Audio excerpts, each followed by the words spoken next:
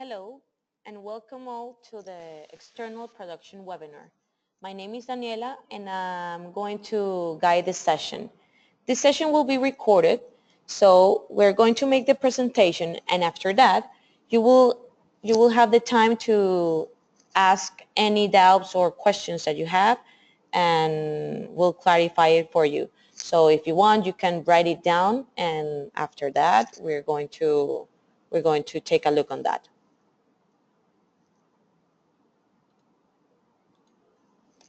Okay, so our agenda, we will go through the business process for external operation, how to include the process in the system according to the master data, and last but not least, how is the process from the beginning of the work order and to the receipt of the material. Okay, so now, what is external operation? External operation is just like an external service that a supplier will do in order to transform some raw material that we cannot do in our own manufacturing. So it will include costs by purchase orders, incoming invoice, and also you can select the lead time that the supplier is going to take between the delivery of the material to the delivery for us to the processed raw material. We will have difference between an external operation and external operation with provisions. The difference will be that the provision will help us to track material transfer between the manufacturer and the supplier. So in here, you will have the general warehouse, which is us, and we will deliver the raw material to the external warehouse, which is the supplier, which is like a virtual one because we do not do it in the system, by creating a purchase order with the quantity that we're going to send. Then when the supplier processes the raw material, he will return to the general warehouse with a good receipt.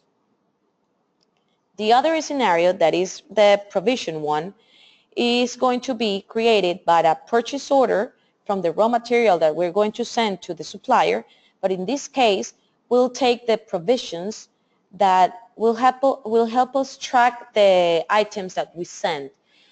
Maybe we can send the items in parts. So in this case, we will create a purchase order and maybe some provisions depending on the time that we have the raw material into our warehouse. After that, the supplier will bring back the processed raw material to our general warehouse by a good receipt. So now that we saw how is the business process, we will go through the main master data used to include the scenarios on the system. So let's go to the system, and first we're going to go to the system initialization configuration wizard. Here we will have some parameters that will be included on our scenario, just to make sure that the external production succeed with all within the process. In here you will have the purchase order and supply and the external production good receipt. One of the main parameters that we need to focus is on the open screen for provision parts. This means that we can say that we have two scenarios, the one without provision and the one with provision. For our first example, we're going to get the non-provision, which means that we just create the purchase order and we guarantee that the quantity that we send on the purchase order is going to be received, then process the raw material by us. The other one is that you will be able to track it down from the deliver from our general warehouse to the virtual external warehouse, which is the supplier, and then that item that come back to the manufacturing. Also, on the good receipt, we have this provision issue, which allow us to do it in two ways. We can do it automatically issue, which means that the system will automatically take into account the inventory that we have and just provide and just consume from the warehouse that we select automatically. The other way is to issue right after we create the purchase order or right after we create the good receipt, and that allows us to select which batch or which serial number do we want to take it out. Probably in a standard first in first out, or depending on the business requirement that the process has. So in this case, for the first scenario, we're going to get the automatical issue. But just to clarify, on the second scenario, we're going to see the whole picture. So we click update it here. And then we go to the master data that is working for us. First is the resource. On the resource, we can have a resource that is a machine or a resource that is labor, but also for this kind of process, we have a resource that is going to be an external resource. What is the difference? I'm going to show you both resources, just see which one is for external and the other one for the machine. First, we go with external. Here on the external, we will have that the type of resource is external, as I said, but one of the main things that the resource is different from the others is that it's a service or registered cost resource, which means that if it is service, a purchase order will be created in order to transfer the items to the supplier. Also, what we can see on the system is that we don't have the capacity planning. Why is that? Because when we deliver something to the supplier, we don't know exactly how many time do they need to transform our raw material. So in this case, we don't need a scheduling time by time, minute by minute, what exactly is he doing. He just probably will say, I'm going to take 2 days or 5 days or a month, depending on the process that they have to do to transform. So in this case, we're not going to use the capacity planning. Also, in the resource, you can select the cost, a cost detail. You can attach some documents, photos or documents different, and that's pretty much it what the resource had. On the machine, we got it differently. First, we have the type of resource that is machine, but most important is that the service and registered cost flag is unchecked, because this is not a service that is brought to the manufacturing. The thing is that the proper manufacturing is producing the item. So in this case, we will use the capacity planning, because we exactly know how many time do we need to produce a piece or 10 pieces according to our machine or our labor. When we do the capacity planning, we have a different field, a different tab, which says the exactly time that we have per day according to a schedule and according to the capacity planning in hours. In this case, we have 8 hours per day to produce, and we have one machine. So with this, he's going to optimize the resource to make sure that we get to the delivery date as we plan. Another thing that we need is under the setup and under production, that is the operation types. We have operation types for different tasks that we are going to do on the system and on the fabric. But the most important that we are going to see at the moment, because we are talking about external operation, is the type external operation. In here, as you can see, the external operation says that the flag is on, but also the most important is that when you take the external operation type, the system will know that he will create a purchase order, not enter order times, because you will have to create a purchase order in order to deliver it to the supplier. That is the main difference between an external operation type than an operation time. That in here, you will not create a purchase order, but you will have to enter order times. That is the main difference. Besides this, we have the operation type and the resource, and with that information, we can create the operation. And we create it in the operation catalog. Here in the operation catalog, we have several depending on the business, but for our example, we will have two different ones. The one that is for external operation and the one that is for a normal operation. On the external operation, we will have that the type is external operation, as I said before, and the resource is the external operation resource that we saw before.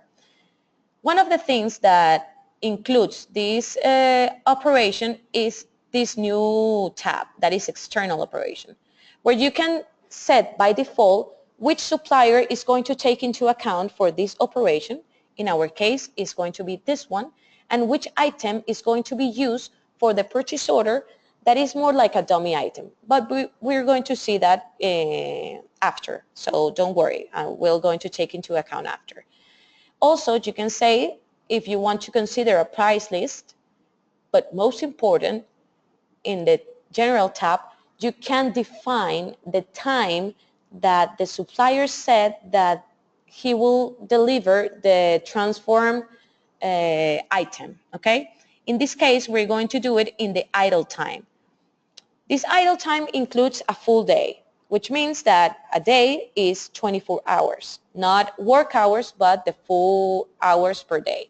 So in case that the supplier said that we're going to have a 2-day delivery or 1-day delivery, if we have a 2-day, we're going to put 48 hours. But what about the case that the supplier said that the delivery is going to take a whole month? So we calculate 24 for the 30, and we just get the 720 hours. This is very important that this time is in hours, not in days. After we see all this information, we just go to the item structure, because in here we're going to assign all of the operations that we already saw into the finished good for creating and for producing the item. So we go to inventory, into item structure, and we just see on the external, first we're going to see the external item that I told you before, which is kind of a dummy item that is only going to be used for transfer. So one of the differences that this item has from the rest is that it's a non-warehouse item, which means he's not going to be physically in a warehouse. It's just going to be used to transfer from the manufacturing to the supplier. In this case, this flag is on check, and if we go to the inventory data, we do not have any warehouse assigned, okay? That is only for tracking. But what about the other items? For example, we have this finished good that has this bill of material and has these routings. But what do the raw material has to have in order to be a material to deliver to the supplier? Let's go to one of them. If we go to this one, you will see that this is a warehouse item because you will have it on your warehouse, on your general warehouse or bill location or allocation, but also you will plan it and you will purchase. And if you go to the inventory data, one of the most important things that you will have to see is that this item is assigned to an external warehouse. Why is that? Because if you use the provision part, the provision will take from the general warehouse to an external warehouse. It's going to make a transfer about that. So it has to be assigned. But what exactly does the warehouse has to have in order to be an external warehouse? Let's see. Nothing important, just to make sure that the type is an external warehouse, and you can actually define here the supplier that the external warehouse will use in order to assign to the purchase order which warehouse is going to be allocate the items from the general warehouse. In this case, it's going to be this supplier. This supplier is for the second scenario that we have for provisions. Okay, what else? You will notice here that you will have this 10 in the first three items and a 20 in the last one. The first three 10 are because these three are going to be consumed on the first operation, that is a number 10. How can I assign this to the item? We just click on the bill of material, and as you can see, we have this field called the routing position. On the routing position, we have number 10, which means that is on external routing. In difference from the last one that we have, it has the number 20, which is on the last one. So the thing is, we can describe where exactly is going to be consumed the item. So now that we saw all the master data, okay, and all the configuration that we need to do in order to make an external production procedure, we're going to go to the external production procedure. We're going to do both scenarios, one with non-provision and one with provision. So let's go and make one work order. Okay, let's get a new, and let's see, we're going to see the first one is a no provision. For this, we're going to use the first material that we saw, which is this one, the first one. And we're going to take into account two pieces, okay?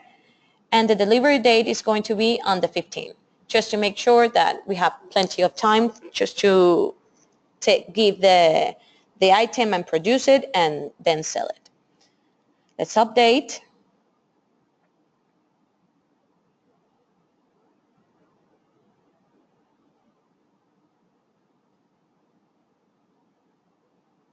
Okay. And after that, we will have the 1913.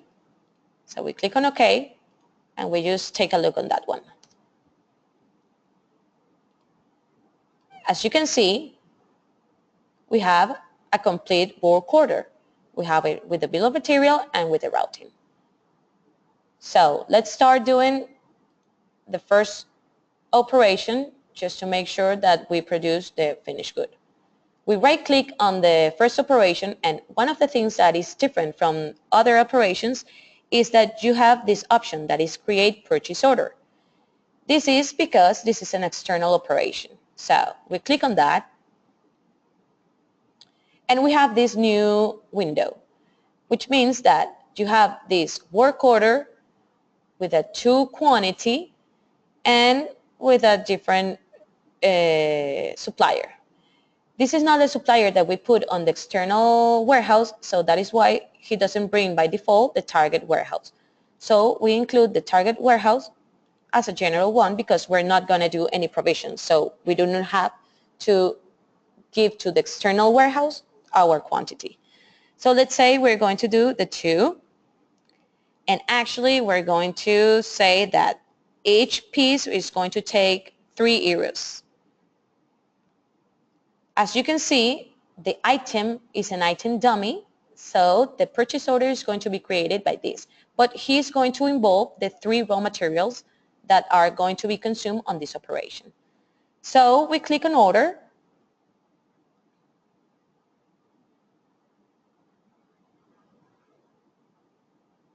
And then after clicking, you can see that the order, now the number is in green because the order is already created. We click end, and we update our work order, And as we can see, we have a purchase order here. None of them are already consumed nor provide. It's just that we did the purchase order, we deliver, but we are not tracking that. So the next step is the supplier called us and said that the item is already processed, so we're going to receive that item.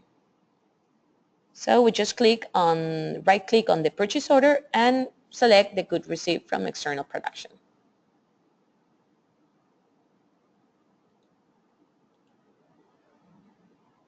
And here we have our purchase order, which is 373, okay, with a quantity of 2.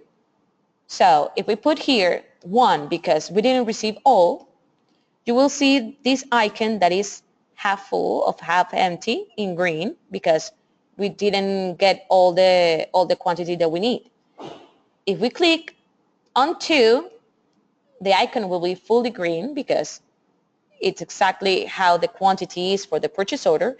And if we put, for example, 6, which is more than what we expected, the icon will turn into kind of red because we're exceeding. So for our case, we're going to do it with 2 because we're going to receive all the things that we put on the purchase order. So let's do the good receipt, and it will automatically issue and consume the items that we have. So we click end, and if we update, as you can see, he already get the issue for the 3 first items. In our case, we have the first item that is just in a general warehouse, okay, which gives the documents.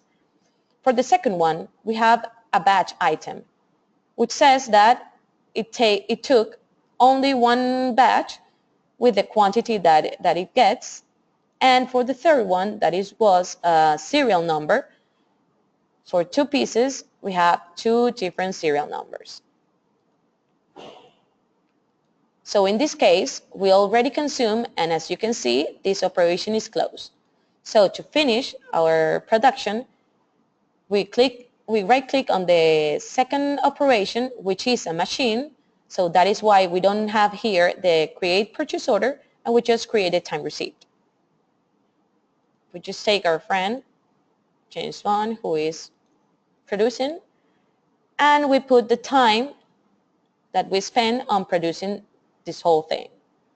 We confirm, and the window to issue is right here. You can select the pre-assign, so we will take into account the 2 pieces from the available that we have, and now you see that the issue is going to be 2.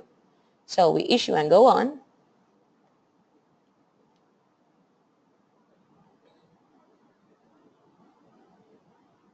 And now, as you can see, all the information is closed. If we update the whole work order, you can see that this position is closed, that we actually produced 2 from the plan, and all of our materials are consumed and all our operations are closed. So this is the simplest one, okay, with no provision. And now we're going to do an example for the provision one, which has more steps but is as simple as this one. For this, we got to change on our parameters that we're going to do the yes on the provision. And also, what I wanted to show you is to not automatically issue, but just to make sure that you can also select by yourself what batch or what serial number do you want to use. So with this, we update, and then we create a new one. So let's create this one that is provision. For this one, we're going to use the other item just to make sure that we have it independently, which is the second one. Okay, and in here, we're going to take 5 pieces. And our delivery date is going to be the same one. Okay? So we update, click on OK, and as we see, we have the 1940. So we click OK, we go to the 1914, and we have our other work order in here. As you can see, is kind of the same. We have 4 raw material, 3 of them are going to be consumed on the external production, and the other one is going to be consumed on a machine to produce our finished good, which is 5 pieces. So we have on the system, besides on right-clicking on the operation, we have a part on the production that is called external production, and we have several submodules. The first one is summarize purchase orders, which means that it's going to be on detail all the work orders that have external operation that can be made with a purchase order. Let's see then. In here, you will have that we have our 9040, okay, that is right here, but also you will have other purchase orders or the other work orders that can be made in purchase orders. In our case, we're going to do this one. As you can see, we have the supplier that is from the external warehouse, which means that the target warehouse is going by default to the external. So we click here and just put 5 euros, and for this one, it's not going to be too expensive, just 1 euro. And as you can see also, the item is right here. So the quantity is in red because we haven't made the order. So we click on order, and a new window will be created because, as I said before, it's a provisioning scenario. So we have to give the item from our general warehouse to the external warehouse, which is in here.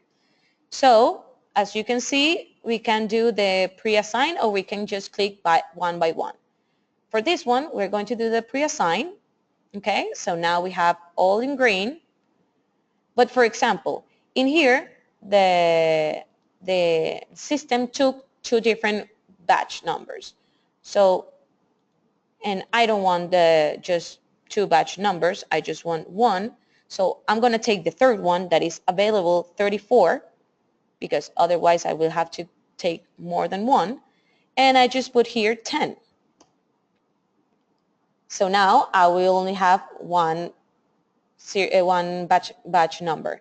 But for the last one, because it's a serial number, the serial number will take it automatically, and this is just better for automation, because in another case, if you have a purchase order that is for 100, you will have to go one by one selecting all the serial numbers. So in this case, you can do it automatically, and it's better. Then when you have all this information and when you see that it's reserved, you do the all provide, which means that the provision will be made, and you can track the information within the supplier in the external warehouse. So let's do all provide. So now it's done. We click on end. And now we update our work order. As you can see, we got the purchase order in here, but also you will have a provision for each item. Why does this item has 5? Because it gets 1 provision per serial number. In this case, you will notify that you have the detail of the serial number for each one, and for the batch number, you only get 1 because we change it. And for the general, you will have nothing because it's from general. So after this, what we're going to do is just get the good received. We can do it by here, but also, as I told you before, we got this submodule and we have the good received from external operation. So let's take a look at that. In here, it comes all the suppliers that we have that are working with external operation. In our case, it's going to be the last one because it says that it's going to be the external warehouse and is the supplier that we're using. The first one, the one before, is not using the external operation. So we double click and it brings all the purchase orders that are open that need to be delivered again to the general warehouse. But in this case, our purchase order is number 374, as you can see in here, 374. So in here, we can also do the same thing if we are going to partially, but in this case, we're going to do it the whole thing.